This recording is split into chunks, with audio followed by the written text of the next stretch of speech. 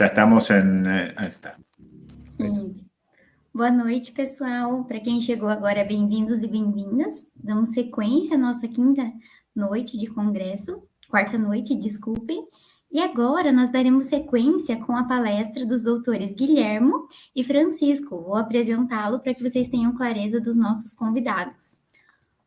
Bom, então temos o doutor Francisco José Caligiuri. É um professor argentino, palestrante e pesquisador. Sua formação acadêmica inclui docência no ensino primário, técnico superior em ciências jurídicas, técnico superior em relações públicas e empresário cerimonial, técnico universitário em comunicação, bacharel em relações públicas, bacharel em publicidade e bacharel em jornalismo e comunicação. Possui doutorado e pós-doutorado em psicologia social pela Universidade de Cambridge. E também contamos com a presença do Dr. Guilhermo Damián Raquivicius. É um engenheiro argentino com formação acadêmica em engenharia civil pela Universidade de Buenos Aires, engenharia do trabalho na Universidade Tecnológica Nacional de Buenos Aires e graduação em filosofia pela Universidade Nacional de 3 de Fevereiro. Ele possui mestrado em administração de empresas e doutorado tanto em psicologia social quanto em epistemologia e história da ciência. Então, deixo a palavra com os professores e agradeço em nome da instituição pela presença de vocês aqui conosco. Muchas gracias a ustedes. Guillermo. Adelante. Muito obrigado, Renata. Eu queria fazer um agradecimento para toda a Uniandrade, para Tiago, que foi que convidou a gente para falar aqui. Por uma questão de respeito ao idioma português e à adência, eu vou falar em espanhol, que é meu idioma, porque eu tento falar português, mas no es lo correcto. Así que me voy a expresar en mi idioma, voy a hablar un poco más lento y espero que se entienda. Muchas gracias a todos. A Francisco. Aprovecho también para saludar y agradecerle a los amigos de la universidad, a Renata por su presentación, a Joyce que nos ha compartido estos enlaces y demás, y como dijo Guillermo, sumarme respetuosamente al saludo a nuestro amigo Tiago, que es quien nos ha permitido que estemos hoy en este lugar. Y lo vamos a escuchar a Guillermo, porque un poco queremos contarles qué es lo que vamos a hacer hoy.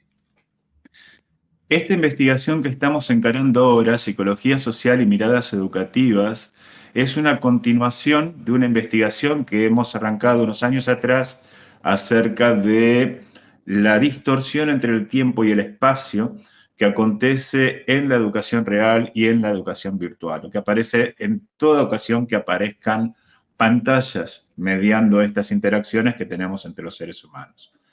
Primero porque los seres humanos somos sociotécnicos, somos seres sociotécnicos. No es que somos seres sociotécnicos a partir de la computadora, a partir del Zoom, a partir del Meet o cualquier otro programa que nos vincule, sino que nuestra concepción de crecer en ciudades hace miles de años atrás empezó a generar toda una técnica a partir de la cual los seres humanos comenzamos a construir ciudades, a construir sociedades, a construir interacciones. Entonces tenemos una relación que es histórica, recíproca, sistémica, en la cual sociedad humana y tecnología se co-construyen mutuamente. Básicamente porque establecemos relaciones complejas entre lo que es el cambio social y el cambio tecnológico, al punto tal que a veces es prácticamente imposible discernir y separar el uno del otro.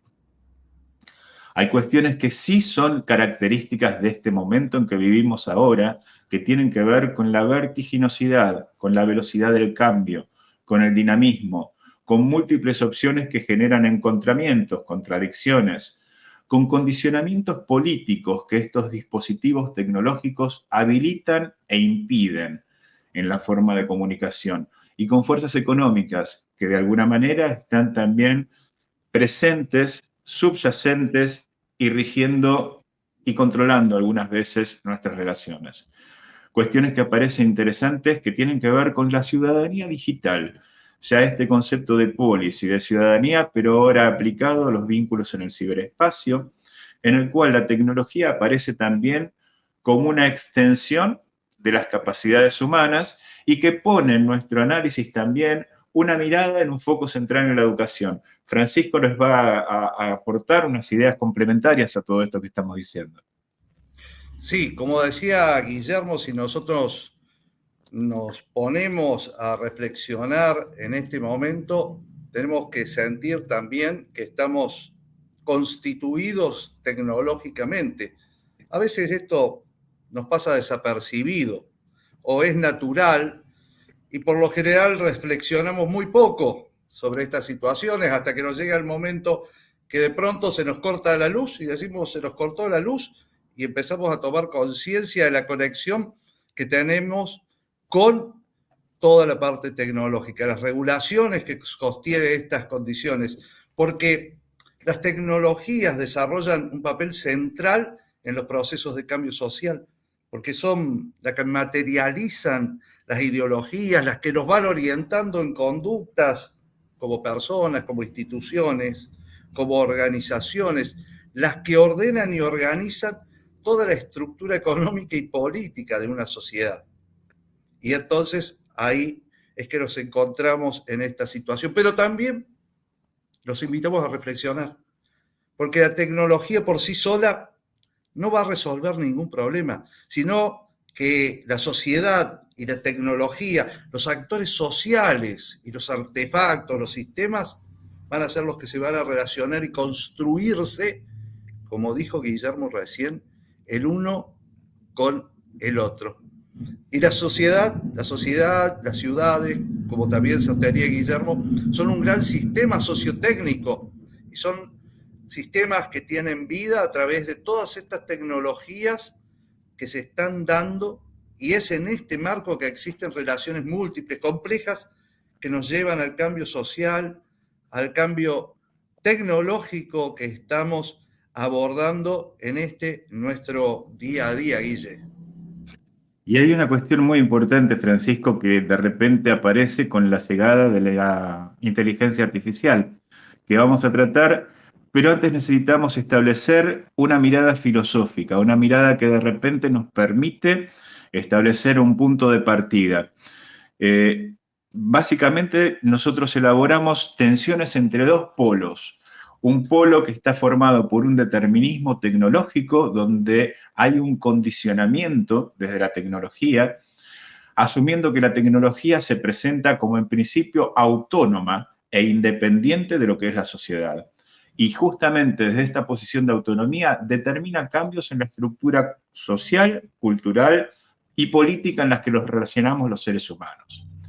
Una mirada complementaria, una mirada opuesta a esta cuestión de determinismo tecnológico, lo construye el constructivismo social, en donde socialmente no existe una realidad única, ni objetiva, ni independiente de los sujetos y de la sociedad, sino que esta realidad la construimos colectivamente entre los seres humanos, entre nuestra interacción, entre la sumatoria y la sinergia de nuestras experiencias, valores, nuestras normas y nuestros conocimientos. Estos dos polos generan tensiones. Uno que está todo estructurado, todo fijo y todo condicionado, y otro que es maleable y en la cual nosotros contribuimos a lograr un equilibrio entre la agencia y la estructura, a lograr de alguna manera influenciar en estas estructuras que a su vez nos condicionan y que también nos influencian a nosotros. Y en el medio de este eje posicionamos a la educación. ¿Por qué? Porque la educación también es, primero, una suerte de base. Toda nuestra sociedad arranca desde la educación. Desde la escuela inicial, desde la escuela primaria, desde la escuela secundaria, los estudios de grado, los estudios de posgrado, están en la raíz de la educación. Nuestros valores, de alguna manera, son impulsados por la educación, además de nuestros conocimientos, además de la forma de ser un ciudadano político, con juicio crítico, que se comporta cívicamente, que cumple las reglas de la sociedad, y un ciudadano que tiene un propósito dentro de esta función que la escuela le brinda del aprendizaje y de la enseñanza. Pero al mismo tiempo la educación funciona como una suerte de mecanismo de transformación de estos seres humanos, ¿no? La educación que viene hablando y encarando diversas crisis hace bastante tiempo, no es inmune ni es indiferente a todo lo que son los cambios tecnológicos y a todas las posibilidades favorables y desfavorables que estos cambios tecnológicos habilitan y que les voy a dejar que Francisco de alguna manera anticipe. Y bueno, esto que dice Guillermo siempre es como una iluminación que nos permite seguir analizando algunas situaciones que consideramos como fundamentales, porque encontramos que todos estos dinamismos, todas estas contradicciones, condicionamientos políticos, cambio social, cambio tecnológico, están todos relacionados y que nos están hablando también de que cada una de estas situaciones, cada uno de estos deseos y necesidades cambiantes que tienen en el ámbito social pueden influir en el desarrollo de las nuevas tecnologías, que junto con la adopción y el uso de las nuevas tecnologías nos vamos a encontrar que se afectan las interacciones sociales. Solo por un ejemplo se me ocurre pensar en las redes sociales en línea. Las redes sociales en línea cambiaron la forma en que las personas se comunican y se relacionan. Y a su vez esto influye en la dinámica de ¿qué? De las relaciones interpersonales, de la formación de lo que Guillermo decía hace un ratito, las identidades digitales. Y nos encontramos acá con contradicciones, con conflictos, con tensiones entre lo que es el cambio tecnológico y el cambio social. Y empiezan a estos juegos un poco complejos en los que nos vamos a encontrar con que la sociedad también va a tener desafíos y oportunidades. Desafíos y oportunidades que van a surgir de un mundo que está en el marco de una constante evolución. Y eso es lo que mi colega, mi compañero recién estaba un poco mostrándonos en estos tiempos modernos que vivimos. Es muy interesante con esto que plantea Francisco, retomar el concepto de cambio y reconocer que no todos los seres somos proclives al cambio. Mucha gente manifiesta resistencias, mucha gente se estresa, se tensiona, se angustia, genera toda una cuestión de desórdenes por los procesos de cambio. Los seres humanos tendemos a valorar lo que es constante, regular, conocido, previsible. Y cuando estos cambios están signados por velocidades y por tiempos, empiezan a aparecer ciertas condiciones que para nosotros son críticas. Primero porque hay un tiempo orgánico, el tiempo que tarda en crecer una persona, crecer una planta, el tiempo que los seres humanos necesitamos descansar, el tiempo que los seres humanos usamos para vivir. Y además aparece una serie de condicionamientos, de celeridades, instantaneidades, que están regidas por tiempos digitales. En estas cuestiones de los tiempos digitales, muchas veces los seres humanos nos encontramos con ansiedades, nos encontramos con un escenario demasiado incierto, demasiado confuso, que no podemos llegar a comprender desde nuestros tiempos orgánicos, desde nuestros tiempos psicológicos, desde nuestros tiempos mentales. Una cuestión importante es que nosotros no tomamos una cuestión tecnológica intrínseca como mala en sí, ni como buena en sí, pero tampoco como neutra. No es absolutamente indiferente la vida humana a la tecnología que la rige. Y hay una referencia a McLuhan, y McLuhan era una de las personas que sí optaba y tenía una visión muy en este polo del determinismo tecnológico que habíamos mencionado antes, que el medio o proceso de nuestro tiempo está conformando y modificando conductas de interdependencia social y cada aspecto de nuestra vida cotidiana. Y esto McLuhan lo dijo en 1967, ¿sí? Hace 60 años atrás. Y estaba refiriéndose a cuestiones como la electricidad y como la televisión en ese momento. El grado de transformación que tenemos nosotros por plataformas, aparatos, artefactos, dispositivos en el sentido Foucaultiano de la palabra dispositivos, nos lleva a un permanente ejercicio de adaptación. Y este ejercicio de adaptación que aparece también en cuestiones sociales, nosotros le queremos precisar, queremos entrar a detallar ciertas cuestiones que son propias de un entorno social educativo. Primero quiero hacer una cita de Paul Virilio, que él decía que con cada tecnología también está presente la semilla del fracaso de esa tecnología. Y Paul Virilio cita el ejemplo de que cuando se inventaron los viajes en avión, también se inventaron las catástrofes aéreas y también se inventaron las caídas de los aviones que antes no existían. Muchas de las inteligencias artificiales, muchos de los mecanismos que tenemos nosotros con dispositivos por Internet, nos generan también problemas de comunicación, nos generan también problemas de conectividad, nos generan comparaciones entre lo digital y lo presencial o lo personal. Nos generan problemas de robo de identidad, nos generan problemas de phishing, de ciberbullying, nos generan toda una serie de problemáticas que no existían con estos condimentos o con estas características en nuestra vida real. Francisco, ¿qué podemos precisar y aportar a todo esto? Sabés que me quedé pensando, ¿sí? Porque esto es lo interesante de lo que hace nuestra cuestión social o de la psicología social y sus aportaciones, que también nos permite adentrarnos y buscar en distintos autores. Y me acordé de la novela de Stevenson, cuando hablaba de la dualidad entre el bien y el mal, y decía que era un ejercicio difícil de analizar. Y tomando la frase que elegiste de Klassenberg, ¿no? La tecnología no es ni buena ni mala, tampoco es neutral, pero el problema es cuál es el uso que le vamos a dar que va a hacer que la balanza se vaya para un lado o que se vaya para el otro.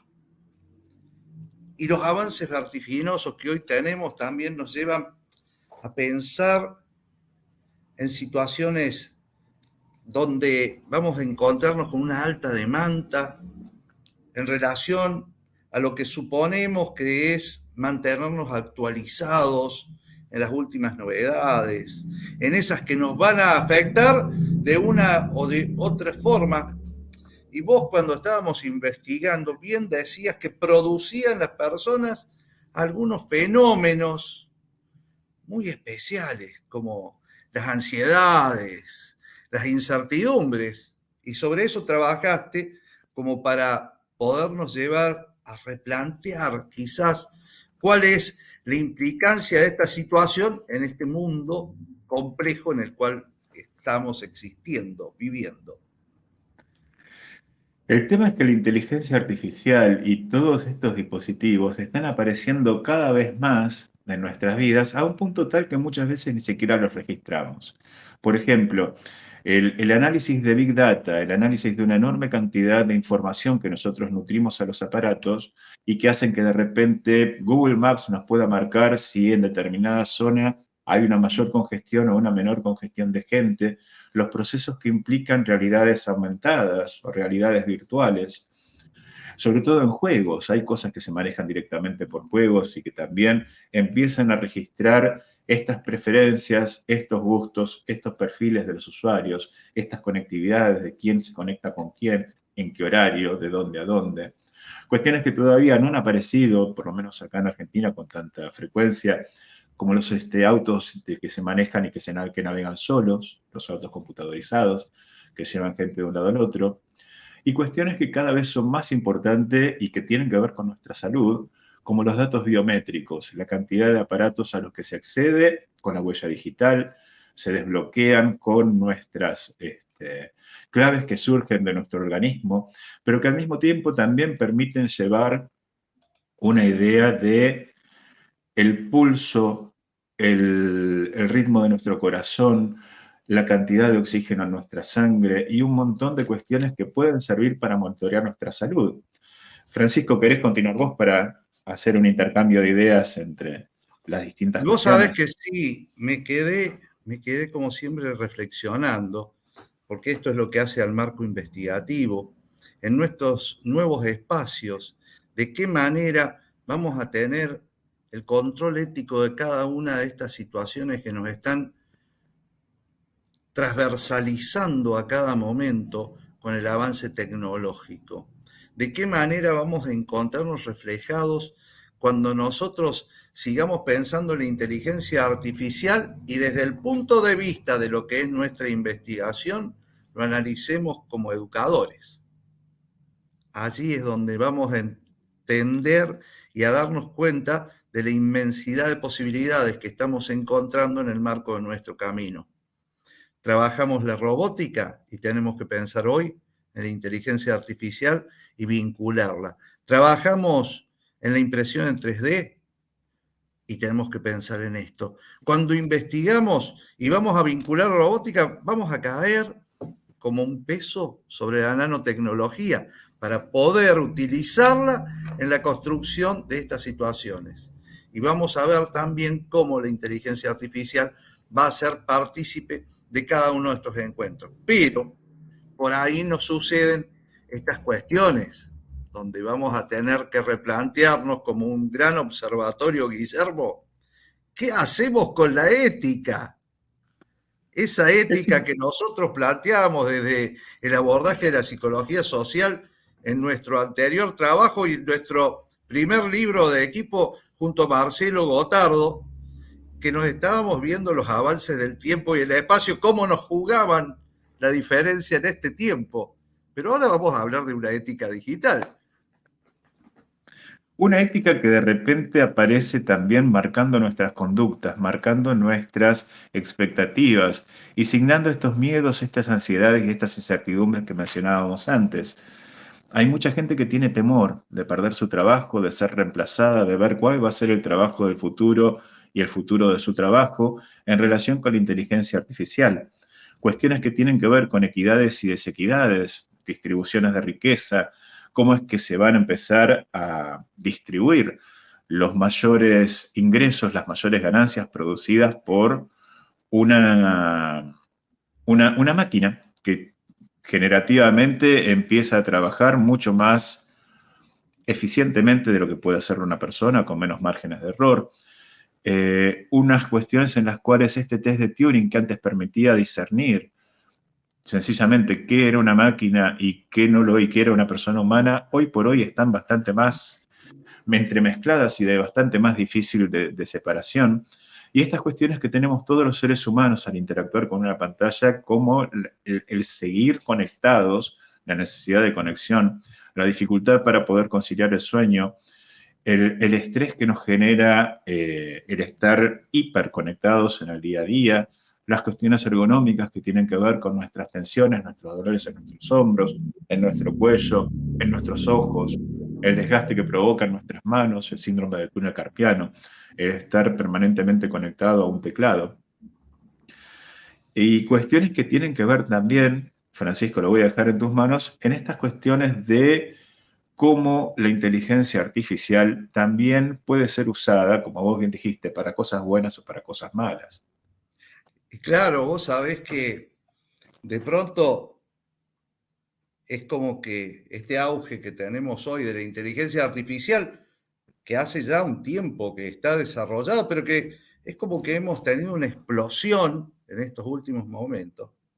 Y como vos decías recién y te escuchaba atentamente, de que nos facilitaba en ayudarnos para hacer diagnósticos de salud, para poder mejorar las relaciones, para ser más eficientes, también trajo muchos cambios y decíamos que íbamos a tener que encontrar una brújula ética para esta inteligencia artificial, porque hoy se está remodelando nuestra forma de trabajo, de interactuar, de vivir, y el mundo que está a punto de cambiar a un ritmo que no se veía antes, que esto es como una nueva revolución que nos está transversalizando, donde la tecnología de la inteligencia artificial nos trae muchos beneficios, pero también nos trae muchas barreras éticas, con el riesgo de reproducir prejuicios, discriminaciones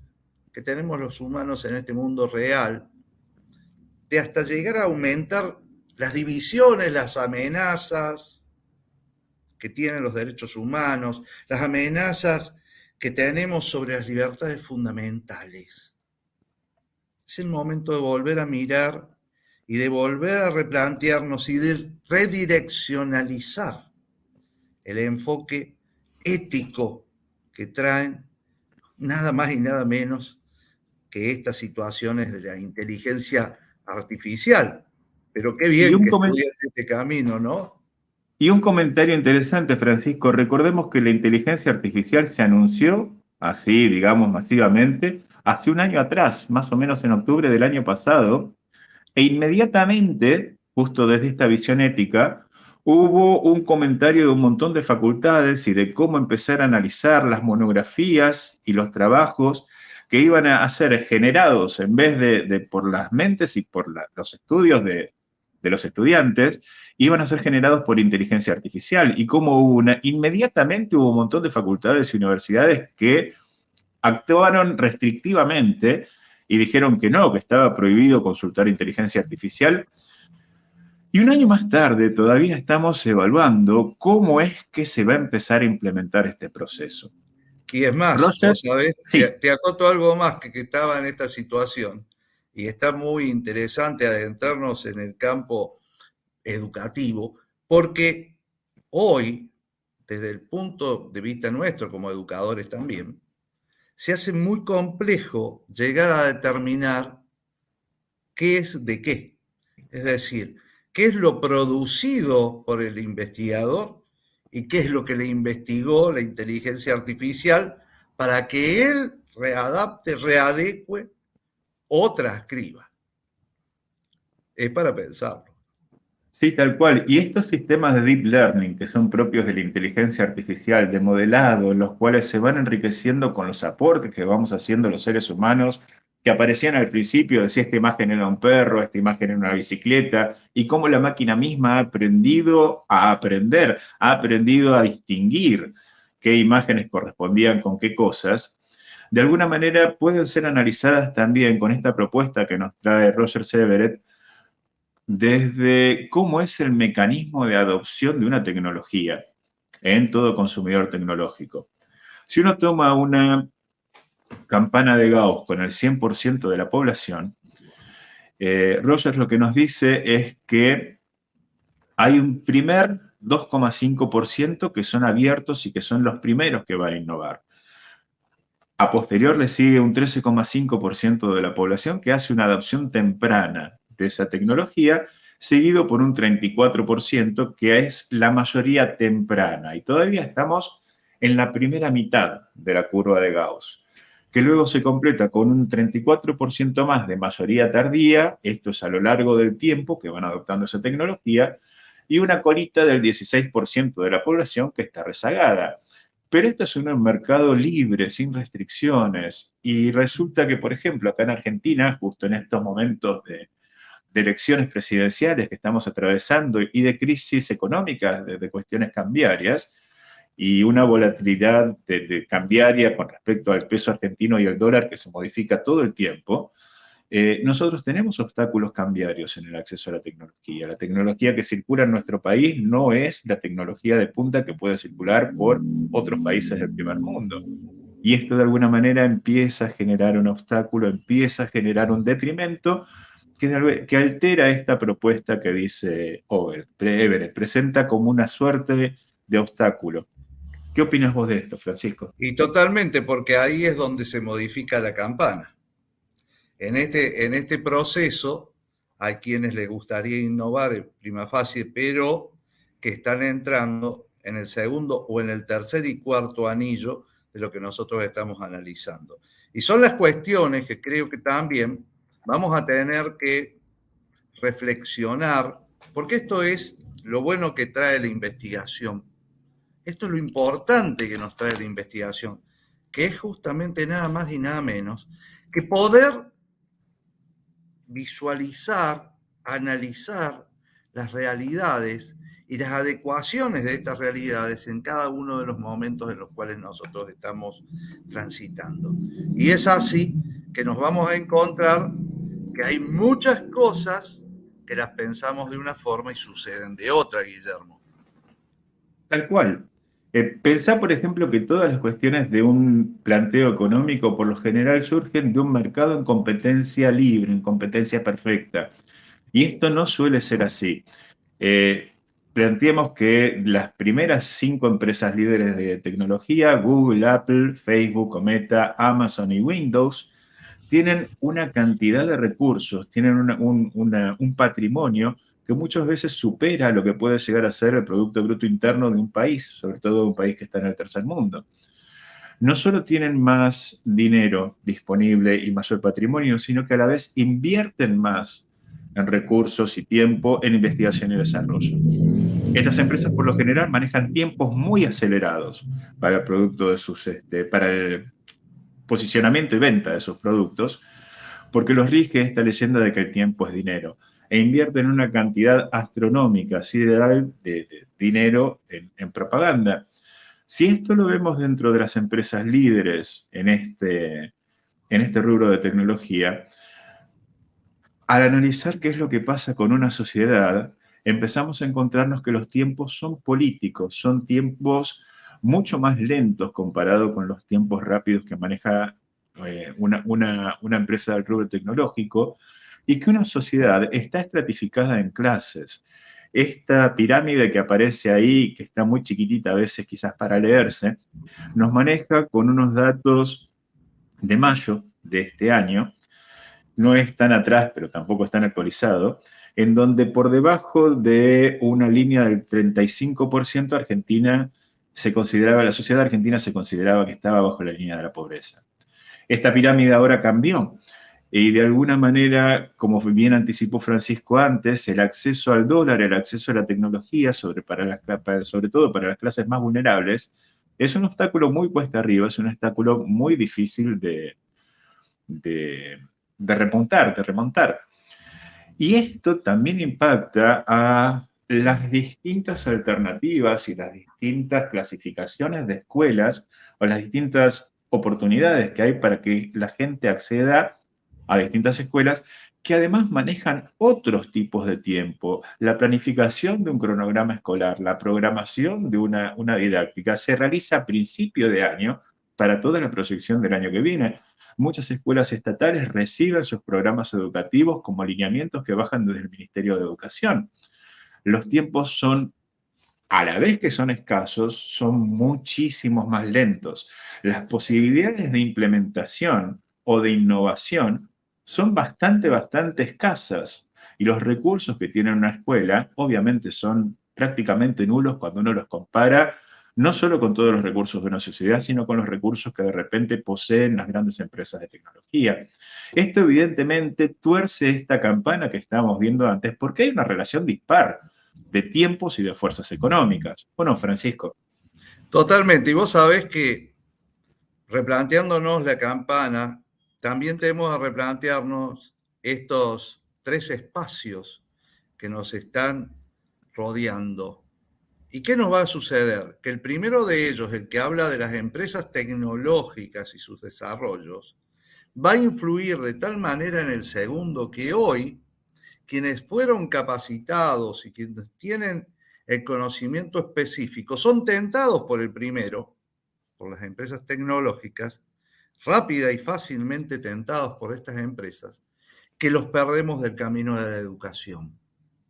Entonces, eso también nos trae una disparidad a quienes intentamos una mejora permanente, una adecuación a los tiempos que vivimos, con un delay, que es el que vos bien señalabas, en el llegar a ese espacio, en el encontrarnos en una educación que tendría que ser, en realidad, no para el momento, sino para el futuro, pero que estamos llegando un poquito después.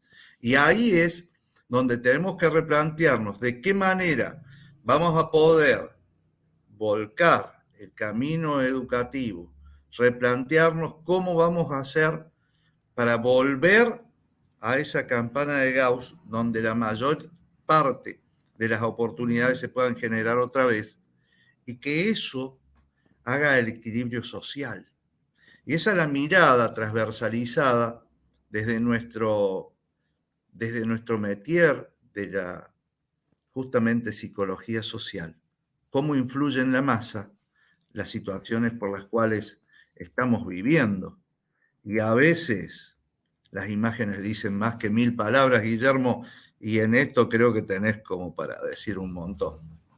Es interesante, ¿no? Porque la pirámide que estábamos viendo anteriormente hacía un corte de la sociedad en clases. Pero nosotros también podemos hacer un corte de la sociedad desde las edades. Y una cosa es cuando estamos hablando de la apertura tecnológica de las generaciones actuales que son nativos digitales, que ya nacen con un chip, nacen con tecnología y tienen un acceso mucho más fluido, mucho más libre a todo lo que son los dispositivos tecnológicos, a cuando de repente lo encaramos con quienes somos inmigrantes digitales, con quienes nacimos con la televisión blanco y negro, con quienes teníamos el teléfono con disco y otras tantas, quienes escuchábamos música de un cassette, quienes comprábamos los LP y de repente los poníamos en el Winco, los poníamos en el reproductor de discos que hubiera. Digo esto porque la mirada que estamos teniendo los adultos de una crisis social, de una crisis educativa, de amenazas tecnológicas, no necesariamente es la visión naturalizada de aceptación, de jugar con el cambio, de jugar con las mejoras, que tienen desde una mirada más abierta las nuevas generaciones. El problema es que la adopción de tecnología, como bien muestra esta imagen, tiene que ser completa. Uno no puede estar pretendiendo que la tecnología de hoy o la tecnología de punta del futuro se emplee desde la visión y desde el marco de referencia de una tecnología anterior. Esto no funciona, esto no avanza como es difícil que avance este coche. Por eso es que los adultos tenemos que estar reformándonos, aprendiendo cosas nuevas, teniendo preparaciones sociales hacia la tecnología que sean constantes y que al mismo tiempo se ven interrumpidas, se ven comprometidas por estas diferencias entre los tiempos que mencionábamos antes. ¿O no, Francisco? Sí, vos sabés que me llama muchísimo siempre y poderosamente a la reflexión esta situación por la cual estábamos transitando en esta imagen, ¿sí? Porque muchas veces las percepciones de lo que realmente sucede, de las amenazas tecnológicas, de las adquisiciones del conocimiento tecnológico, son disímiles con lo que sucede en la realidad. Y esta paradoja de la imagen, por ahí nos lleva más de una vez a pensar en cómo debería ser el hoy, donde en realidad nos encontramos que, como vos muy bien dijiste, estos nativos digitales, estos jóvenes de hoy, son mucho más receptivos a las nuevas tecnologías porque nacieron con las nuevas tecnologías o con las tecnologías. Esto de nuevas tecnologías yo creo que es una situación de vida, nuevas para nosotros, las tecnologías actuales, que ellos la ven como herramientas que son poderosísimas para lograr un cambio social, un cambio educativo por el cual estamos transitando. Y ellos están hasta conscientes de las amenazas tecnológicas, como es lo que vos decías de la privacidad en línea, de lo que mencionamos de la adicción a las redes sociales. Y nosotros, que somos de estos inmigrantes, estamos llegando a verlo desde otro tiempo, a preocuparnos quizás un poco más por todas estas cuestiones, por la falta de los valores tradicionales en la educación, por los desafíos sociales, por las brechas generacionales. Pero a veces tenemos que pensar también en que estos factores individuales como son la educación, la experiencia y las circunstancias personales nos van a dar miradas distintas a todos, a pesar de ser nativos o a pesar de ser inmigrantes digitales, porque hay quienes se siguen intentando dinamizar y se van adecuando, se van ayornando un poco más a los nuevos tiempos, aunque nos cueste horrores, como decíamos recién, cuando estábamos en la trastienda de este mismo encuentro, poder hacerlo de la mejor manera posible. Es súper interesante lo que decís, Francisco, porque esta mirada de heterogeneidad, esta mirada de diversidad, hoy por hoy atraviesa culturalmente todo paradigma con el cual uno de repente se dirige a mirar una cultura, una sociedad o cualquier conjunto de seres humanos. Es interesante también destacar que muchos de los marcos teóricos con los que nos manejamos en psicología social tienen que ver con esta interfaz cara a cara, de presencialidad, de estas cuestiones de cómo se presenta un ser humano ante otro, que tanto estudió Erving Goffman, o estas cuestiones de cómo aprendemos los seres humanos viendo cómo hacen las cosas otros seres humanos, que propuso Albert Bandura en su aprendizaje vicario. La cuestión es empezar a reflexionar que hoy por hoy los adolescentes, los niños, los jóvenes están mucho más tiempo frente a una pantalla a punto de preguntarse si esta socialización primaria que siempre se analizó en el seno de la familia, de repente hoy no se ve influenciada por los aparatos y los dispositivos tecnológicos y el tiempo de pantalla que comparten los chicos versus el tiempo que comparten con sus familias. Digo esto porque siempre se atribuyó a la escuela esta cuestión de la socialización secundaria. Pero para mí, y es uno de los puntos con los que queremos establecer debates y discusiones, es qué tanto influyen los mecanismos y las pautas de conducta que reciben hoy los niños y los adolescentes desde una pantalla de celular, desde un videojuego, desde una propuesta como puede ser un programa de dibujitos animados, un programa que los chicos miran.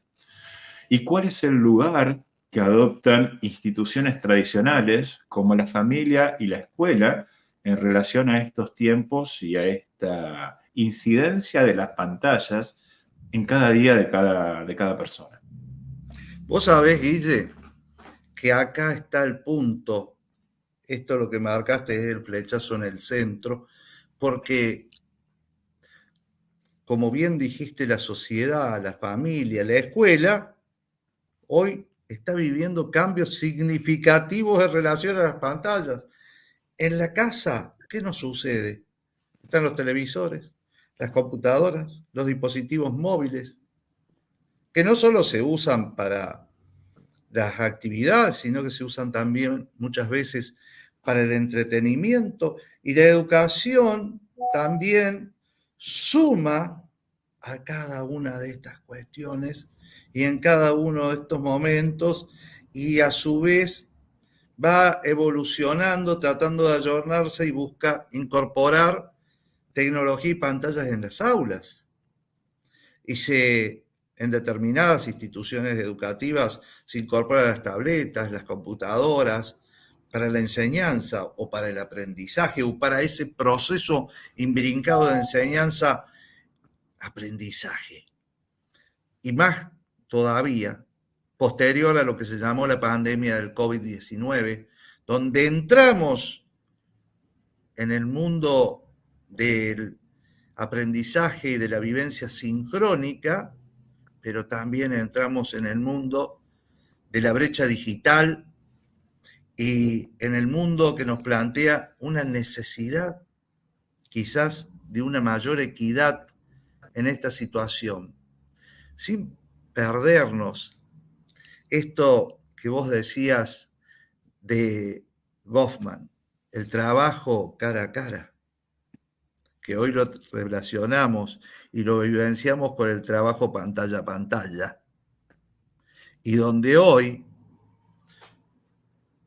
y perdón esta reflexión casi personal, cuando uno se transforma en un sexagenario como yo, que ha pasado la barrera ya de los 60, uno se encuentra reflexionando que cuando éramos chicos teníamos amigos virtuales que lo imaginábamos. Hoy, la incidencia de la pantalla nos lleva a tener amigos virtuales, pero que forman parte de cada una de estas pantallas que nos hacen al mundo relacional del hoy social. Es interesante porque uno puede jugar con esta idea del concepto que tiene cada persona dentro de su cabeza, dentro de sus amigos imaginarios, dentro de su visión de la realidad, y uno puede hablar colectivamente de lo que es una representación social. Uno puede hablar de lo que es un conjunto de ideas socialmente compartidas y que fueron el análisis de Vygotsky, de Mead, de todo lo que tiene que ver el pensamiento colectivo, y cómo hoy por hoy en realidad también aparecen cuestiones de fragmentación, más que nunca, que son fenómenos que antes no aparecían tanto, y la fragmentación es un signo de la comunicación. Antes las familias teníamos un solo televisor, en donde toda la familia se juntaba a comer y miraba un programa de televisión. Hoy es normal que la familia tenga más de uno o más de dos televisores, y si no tiene más de dos televisores, seguramente va a tener más de 4 celulares, una familia tipo. La cantidad de computadoras que hay en una casa, la cantidad de pantallas que aparecen hoy en la casa, habilita que distintos integrantes de la familia estén en distintos momentos, en distintos programas, en distintas actividades, en distintas situaciones y en distintas, aunque físicamente están compartiendo el espacio, psicológicamente, comunicacionalmente, están en otro lado con otras personas e interactuando de otra manera. Y fíjate lo que vos decís de cómo se fragmentó el hoy social que estamos viviendo. Que voy a dar un ejemplo educativo del día de hoy en un aula donde había un grupo de estudiantes, cada uno con su celular, y estaban dialogando. Estaban en el mismo espacio y en el mismo tiempo. Y de pronto uno le escribió al otro: él me está hablando demasiado fuerte. Y todos estaban escribiendo. Entonces, hasta esta representación social que ha transformado el escribir y que le decimos hablar, ha cambiado las representaciones sociales que comenzamos a tener y a desarrollar cada uno de nosotros de las realidades que estamos viviendo en nuestro día a día. Han cambiado esas expresiones, esos conceptos que son ideas abstractas y esas representaciones sociales que son las creencias y los conocimientos que compartimos. Imagínate vos cómo han llegado a cambiarnos, que entendemos que escribir es hablar y representamos desde otra mirada todo esto es lo que está sucediendo. Pero hablamos mucho de educación, Guille, ¿no? ¿Cómo podemos usar entonces esto? Y no fuimos al hueso. Hay distintas sugerencias que se están empezando a implementar y que están empezando con propuestas innovadoras que tienen ciertas escuelas, de cómo emplear la inteligencia artificial en la educación formal, ¿no? Porque otra cosa es la educación informal, los videos, las cuestiones que aparecen por internet, pero estamos hablando de educación formal. Básicamente con una pregunta de qué es aprender y si contribuye la inteligencia artificial a formar conceptos, a cómo es que construimos redes de significado, si la inteligencia artificial directamente produce un resultado como quien llega a un determinado destino y no contribuye al proceso cognitivo, al proceso de aprendizaje, desde una mirada piagetiana, desde una mirada que sea más elaborada acerca de lo que significa aprender. Una de las propuestas más interesantes que hay con el uso de inteligencia artificial es cómo se desarrolla un pensamiento crítico y comparativo.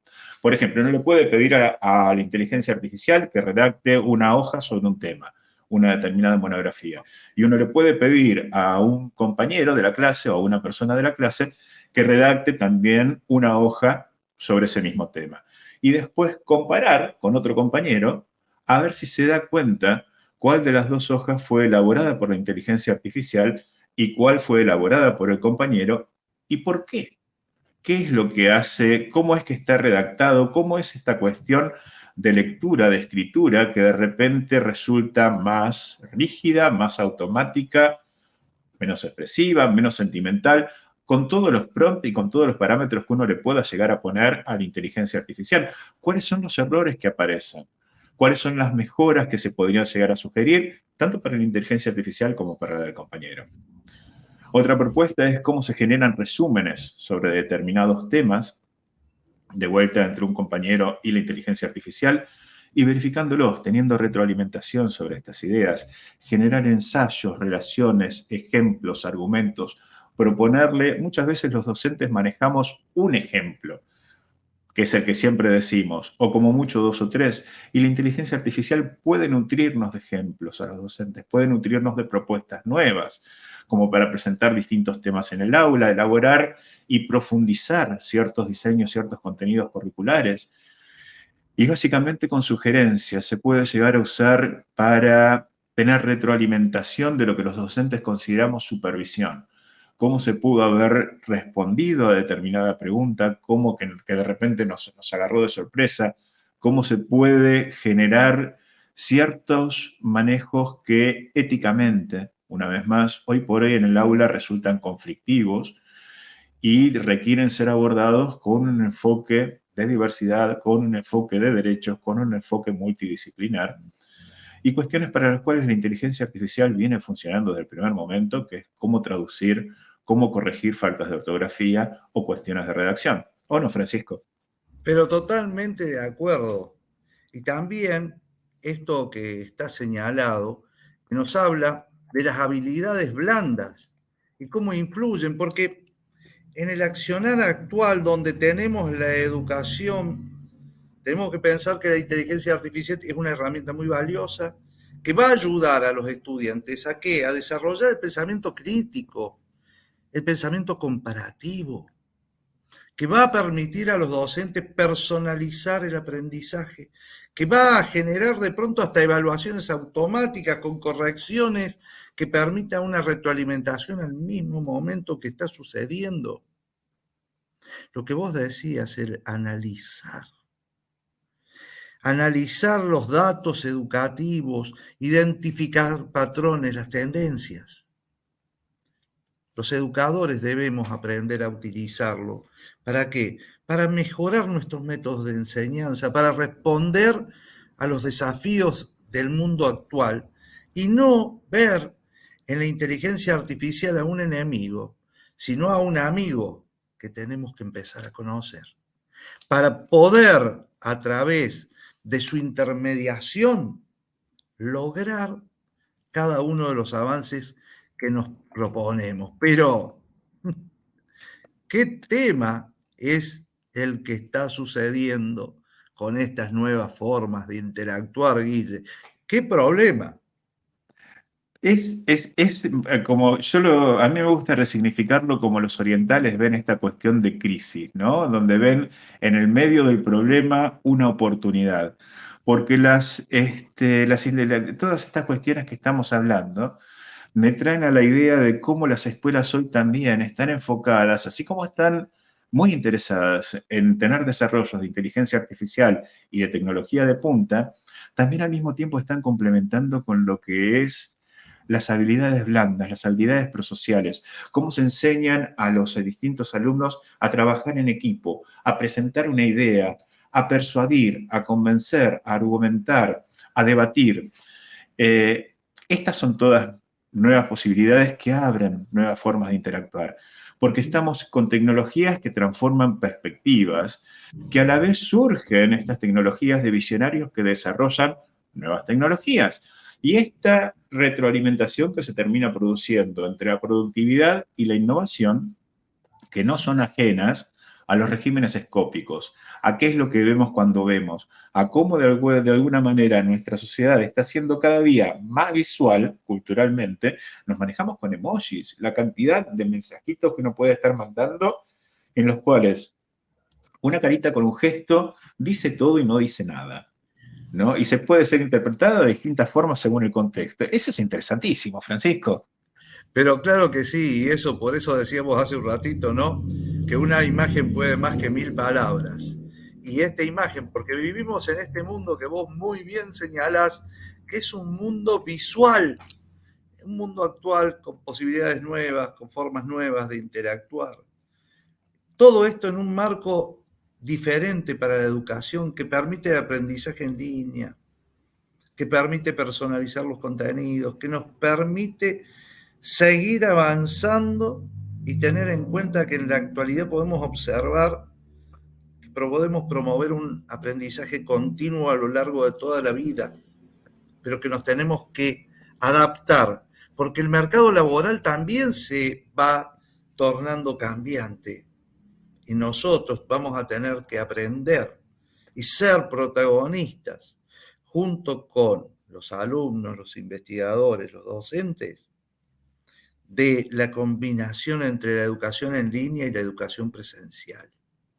Y vamos a tener que buscar adaptarnos cada vez más a las nuevas circunstancias y ser, ¿sabes qué? Una palabrita muy sencilla que decimos muchas veces, proactivos, que nos adelantemos al tiempo, Guille, porque esto que estamos buscando investigar y que continúa, como muchas veces muy bien dice Guillermo y como dice nuestro querido amigo Marcelo, que está hoy con nosotros porque esto es un equipo de trabajo y que está representado en este espacio. El espacio y el tiempo se modificaron y esto que nos está trayendo hoy, la inteligencia artificial, es una consecuencia directa de aquello que empezamos a investigar años atrás. Y ahora viene un poco el secreto del inicio y del final. Y cómo todo se conecta con todo en una red de contenido y de conocimiento. Es cierto que no todos los pronósticos con respecto a la inteligencia artificial son optimistas, ¿no? Tampoco son todos pesimistas. Estamos en un escenario de cambios tan dinámicos que el adaptarnos a esos cambios es justamente lo rico de mirar desde la psicología social. Primero porque dentro de las expectativas que nosotros estamos afirmando o que estamos postulando como hipótesis, estamos viendo que va a haber respuestas fragmentadas. Como está fragmentada la sociedad, va a haber fragmentación según el perfil de los consumidores tecnológicos, según cuestiones etarias, según cuestiones de clases. En distintos establecimientos educativos se van a establecer prioridades y programas en función de los distintos objetivos que están implícitos dentro de lo que se entiende como aprender, ¿no? Porque una cuestión es el aprendizaje significativo y perdurable que uno tiene relacionado con la educación tradicional y otras cuestiones son estas versiones nuevas de aprendizaje, el reskilling, el upskilling que aparecen hoy, ¿no? Donde de repente uno aprende para olvidar porque hay que reaprender cosas nuevas. Y esta cuestión que tiene de fecha de caducidad, de fecha de vencimiento del aprendizaje, porque la realidad cambió y hay que aprender algo nuevo para seguir adelante y seguir adaptándonos, como recién decía Francisco. Estas cuestiones de diferentes aceleraciones que tiene la educación informal, que tiene la tecnología, que tienen los videos que aparecen por TikTok, los videos que aparecen por YouTube, los videos que aparecen en distintas plataformas, que están relacionados con lo que Bandura nos presentó como el aprendizaje vicario, contra lo que puede llegar a ser una educación formal en un establecimiento educativo. Estas cuestiones que mencionamos, en las cuales de repente el tiempo con pantallas interviene en lo que es la socialización primaria, en la familia y en la socialización secundaria de la escuela, y cómo de repente hoy los chicos están sacando fotos de los pizarrones, cómo de repente el tiempo de clase hoy está interrumpido por un chico que está chateando con otro chico en el mismo aula, como estaba diciendo recién Francisco, o mandándose WhatsApp con hasta incluso los padres, que están queriendo saber a qué hora sale o a qué hora lo pasan a buscar, o cualquier otra cuestión que de repente pueda llegar a inmiscuirse dentro de lo que es el tiempo de la escuela. Y esta inequidad que estábamos hablando, que tiene que ver con una visión desde los contextos en los que nosotros vivimos, con una cuestión de inequidad social y con una cuestión de restricciones en el acceso a la tecnología.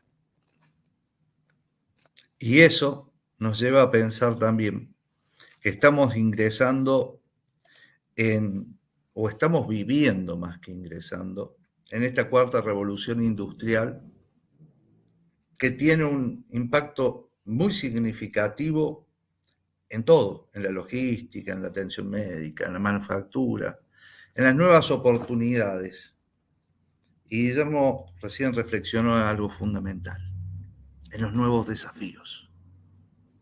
Y los desafíos no son solo ayornarnos a las nuevas tecnologías, sino tener las posibilidades de poder acceder a las nuevas tecnologías, tener las posibilidades de que se acerquen los espacios, que las brechas que dividen se tornen cada vez menores, porque la inequidad social en la cual nos hemos inmerso también nos lleva a que en esta cuarta revolución industrial, en este pensamiento que por ahí alguna vez, cuando leíamos a pensadores como Peter Senge, nos llevaban a decir, ¿habrá una nueva revolución industrial?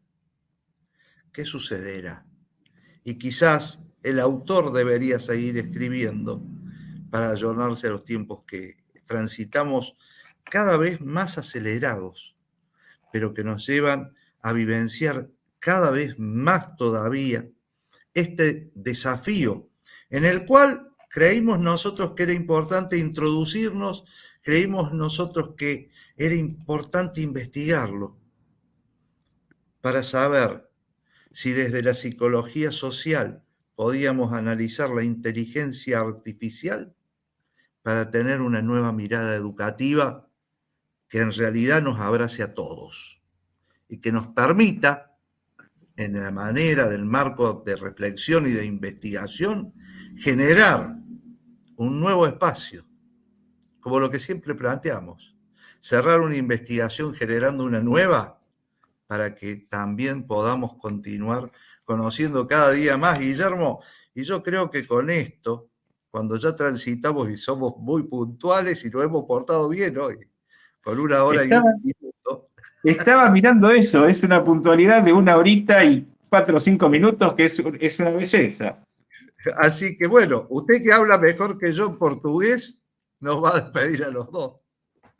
Eu queria agradecer, eu queria decir muito obrigado de coração por estar vocês aí, por escutar a nossa investigação e por ser parte, porque o conhecimento é compartido.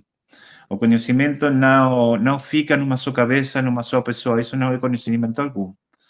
Então, eu queria dizer para vocês muito obrigado de coração y muchas gracias a Renata, a Tiago, a Joy y a toda la Universidad de la Uniandrade. Gracias, muchas gracias. Nós que agradecemos pela oportunidade de escutá-los, de vocês compartilharem conosco essa palestra que foi super interessante. O Tiago, inclusive professor da instituição, ele deixou uma pergunta. Eu não sei falar espanhol, então antecipadamente eu já peço desculpas, porque talvez eu leia alguma coisa com a pronúncia equivocada, ¿ok? Então, me gustaría dejar una pregunta a los médicos. ¿La conectividad no puede promover una paradoja donde tenemos más interacciones sociales, pero con menor calidad e intensidad? Pero por supuesto. Byung-Chul Han, que es un filósofo que está viviendo en Alemania, pero que es un filósofo coreano, habla de que estamos viviendo una comunidad sin comunicación y que estamos estableciendo comunicaciones sin comunidad, que es precisamente lo que lo que Tiago está preguntando.